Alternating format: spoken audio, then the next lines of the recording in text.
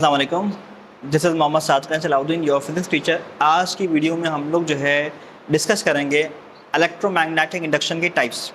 तो पहली टाइप होती है इलेक्ट्रोमैग्नेटिक इंडक्शन की, जिसका नाम है म्यूचुअल इंडक्शन। तो बच्चों, म्यूचुअल इंडक्शन क्या होता है कि यहाँ पर दो कॉइल होते हैं, ठीक है। एक कॉइल कहलाता है प्राइमरी कॉइल और दूसरा कहलाता है सेकेंडरी कॉइल, ठीक है। प्राइमरी कॉइल में बैटरी भी अटैच होती है, की भी लगी होती है और साथ में रियोस्टेट भी लगा होता है। रियोस्टेट का काम होता है करंट की मकदार को चेंज करना, ज़्यादा भी कर सकते हैं और कम भी कर सकते हैं। तो होता क्या है बच्चों कि हम रियोस्टेट की मदद से करंट को हम चेंज करेंगे।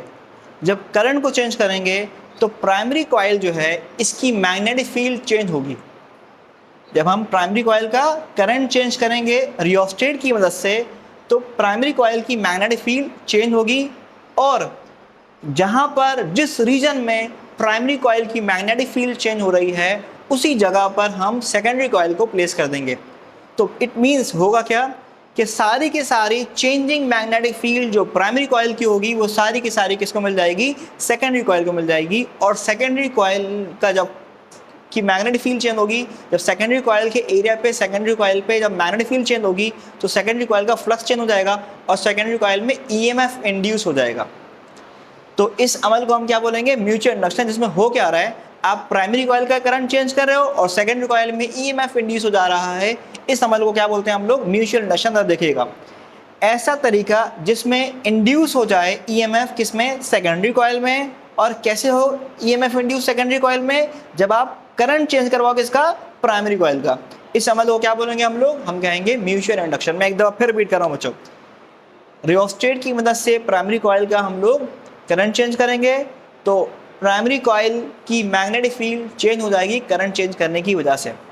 जब करंट मैग्नेटिक फील्ड चेंज हो जाएगी प्राइमरी कॉइल की, तो उस रीजन में जहां पर मैग्नेटिक फील्ड चेंज हो रही है प्राइमरी कॉइल की, उसी रीजन में हम सेकेंडरी कॉइल को रख देंगे। तो सारी की सारी changing magnetic field primary coil की सेकेंडरी कॉइल को मिल जाएगी और सेकेंडरी कॉइल के एरिया पे मैग्नेटिक फील्ड चेंज हो रही होगी तो सेकेंडरी कॉइल का फ्लक्स चेंज होगा और सेकेंडरी कॉइल में ईएमएफ क्या हो जाएगा? इंड्यूस हो जाएगा। इस अमल को हम कहेंगे म्यूचुअल इंडक्शन। तो बच्चों देखिएगा, मैथमेटिकली क्या कहा हमने? एक सेकेंड में प्राइमरी कॉइल का जितना ज़्यादा करंट चेंज होगा उतना ज़्यादा सेकेंडरी कॉइल में ईएमएफ इंड्यूस होगा। और आपको पता है बच्चों, साइन ऑफ प्रोपोर्शनलिटी हटता है तो इक्वल टू साथ कांस्टेंट लगाते हैं और कांस्टेंट का नाम है एम। एम का मतलब है म्यूचुअल इंडक्टेंस। म्यूचुअल इंडक्टेंस जो है ये इन दोनों कॉइल के लिए होता है कि म्यूचुअल इंडक्टेंस कितना है कि प्राइमरी कॉइल की changing magnetic field secondary coil को मिल रही है। ये वैल्यू कौन बताता है हमें? म्यूचुअल इंडक्टेंस बताता है। और म्यूचुअल इंडक्टेंस की जो यूनिट होती है हेनरी, और इसकी छोटी यूनिट जो होती है उसको कहते हैं मिली हेनरी। और एक हेनरी में 1000 मिली हेनरी होते हैं। अच्छा, इसके अलावा आपको पता है बच्चों कि यहाँ पर हो क्या रहा है कि आप लोग प्राइमरी कॉइल का करंट चेंज कर रहे हो और सेकेंडरी कॉइल में ईएमएफ आ जा रहा है। और आपको फैराडे लॉ ने एक और बात बताई है। फैराडे लॉ ने आप लोगों को एक और बात क्या बताई है कि एक सेकेंड में जितना ज़्यादा फ्लक्स चेंज होता है किसी भी कॉइल का, उतना ज़्यादा उस कॉइल में ईएमएफ इंड्यूस हो जाता है, ठीक है। तो आप क्या कैसे समझोगे कि ये तो सारी की सारी चेंजिंग फील्ड सेकेंडरी कॉइल के एरिया पे लगे तो सेकेंडरी कॉइल का फ्लक्स चेंज होगा। एक सेकंड में सेकेंडरी कॉइल का जितना ज़्यादा फ्लक्स चेंज होगा उतना ज़्यादा सेकेंडरी कॉइल में ईएमएफ आ जाएगा। तो ये किसने बताया बच्चों? हमें ये क्वेश्चन बताइए फैराडे लॉ ने। और हमारे पास ये वाली इक्वेशन आई है किससे? म्यूचुअल इंडक्शन के टॉपिक से, ठीक है। तो इन दोनों फॉर्मूले में वीएस एक साइड पे मौजूद है। तो जब भी दो इक्वेशन में एक एक साइड सेम होती है तो हम क्या करते हैं बच्चों? कंपेयर करवा देते हैं। और कंपेयर करवाने पे जो साइड सेम नहीं होती उसको लिखते हैं। तो हमने इस साइड को और इस साइड को कंपेयर करवाया तो ये इक्वेशन आ गई हमारे पास। माइनस से minus N cancel, delta T से डेल्टा टी कैंसिल, और यहाँ पर बचेगा M delta I P N S delta phi. तो ये तीन इक्वेशन है। इन इक्वेशंस को आप लोग न्यूमेरिकल्स में यूज़ करोगे। इसके बाद हमारा एक और टॉपिक है बच्चों, इसका नाम है सेल्फ इंडक्शन। अब सेल्फ इंडक्शन क्या होता है? बहुत आसान है, नाम से पता चल रहा है हमें कि जिस कॉइल का आप लोग फ्लक्स चेंज करते हो, जिस कॉइल का आप करंट चेंज करते हो, उसका अपना भी फ्लक्स चेंज होता है। जैसे एग्जांपल यहाँ पर क्या हो रहा था बच्चों कि आप प्राइमरी कॉइल का करंट चेंज कर रहे थे, प्राइमरी कॉइल की फील्ड चेंज हो रही थी और वो सारी फील्ड जो है हमने कंसीडर कर लिया कि सेकेंडरी कॉइल को मिल गई। तो जहाँ पर सेकेंडरी कॉइल रखा है वहाँ चेंजिंग मैग्नेटिक फील्ड है, तो changing magnetic field primary coil को खुद भी लग रही है।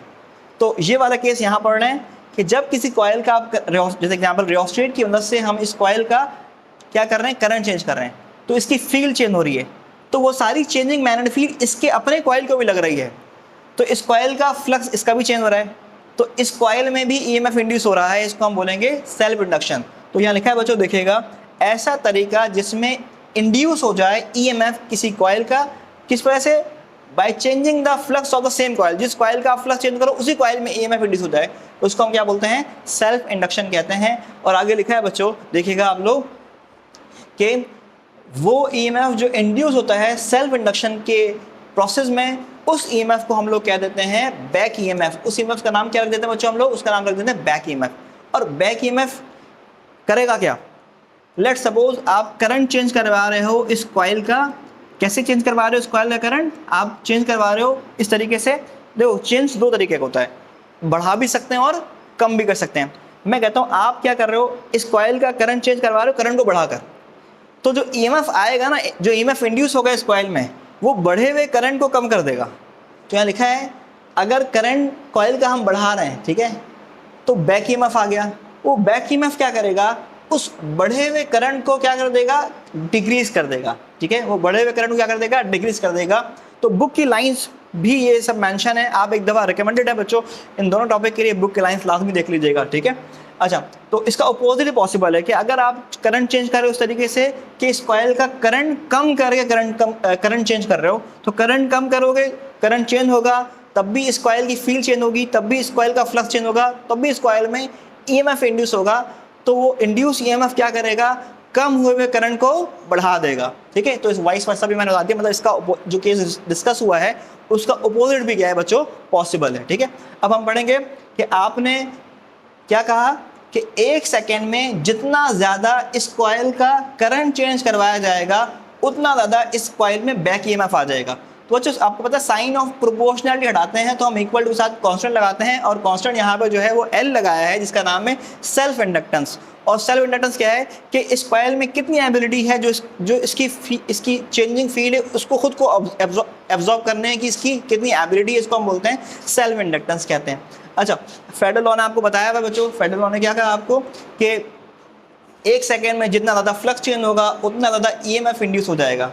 और ये फेडरल लॉ से आपके पास इक्वेशन आ चुकी है, तो आप क्या करोगे? इन दोनों इक्वेशन को कंपेयर करवाओगे, तो -L delta I upon T is equal to -N delta phi upon delta T. तो माइनस साइन से माइनस साइन क्या हो जाएगा बच्चों? कैंसिल हो जाएगा, और डेल्टा टी भी कैंसिल हो जाएगा। तो एक और इक्वेशन आपके पास आ जाएगी, L delta I is equal to N delta phi. तो 3 इक्वेशन हम लोगों ने बनाई है म्यूचुअल इंडक्शन के लिए, और 3 इक्वेशन बनाई हम लोगों ने सेल्फ इंडक्शन के लिए, और न्यूमेरिकल्स में ये इक्वेशंस क्या होंगी? यूज़ होंगी। तो अच्छे से आप लोग उसकी तैयारी कर लीजिएगा।